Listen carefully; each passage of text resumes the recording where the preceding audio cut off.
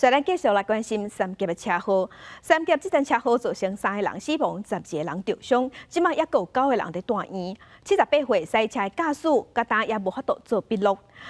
警方即马初步是调查，发现伊对外地倒来三峡了后，伊无随转去处理，是伫附近乱踅要20分钟。到底是为虾米？即马过来调查。目前被害者的家属嘛有问讲，机口后这个问题，另外嘛有路权团体发起追诉的活动。大家开始整理规涂骹悼念的物件，现场分作3大区：菜花、含姜品、卡片和蜡烛。但区公所的人员一直在清这食物，还可以使用的食品，我会先装箱起来。那地方有一些弱势团体，我们会媒合给弱势团体来使用。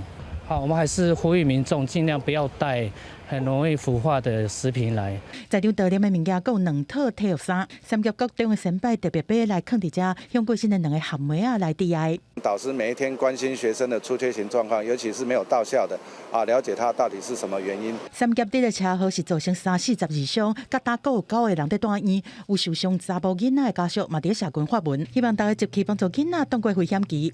2位小朋友在昨天恢复清醒之后，接着由骨科医师进行手术的复位处理。对欧卡小朋友虽然生命真相是稳定，但是呢需要维生系统。78岁姓伊的驾驶调输了后嘛受伤，经过2摆手术，把底尖目睭拍开，同款是无法度做笔录。经过警方初步调查，排除驾驶是故意去弄这摆过身的技师，和技师并无私人的恩怨，也是行车纠纷。但调监视器看行车的路线，发现伊对外地回程，并无直接转去厝。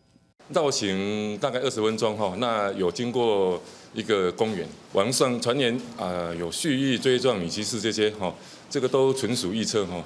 驾驶嘛，质疑讲代志发生的时阵，敢是当在食物件，还是饼物件？不过车经过采证，并无其他可疑的物件。警方阁证实因扣的行车记录器有部分已经毁损。我们也成立律师服务群，来针对法律诉讼的刑事跟民事的责任的追究以及赔偿。全力以赴，不管讲扣押，或者是到时候侦查程序的进行，我相信都是他们非常重视。那后续的部分，我们还要跟家属再做进一步的讨论。环保协会已经接到受害家属在问机口外的部分，当地协助。新北市法制局嘛要开始办理真侪场的法律咨询。路权团体嘛发起白纸号的活动来哀悼。路权团体找大家即摆6礼拜登去案发地替罹难者来默哀，各诉求各内莫阁有人因为交通事故失去原本平静的人生。记者综合报道。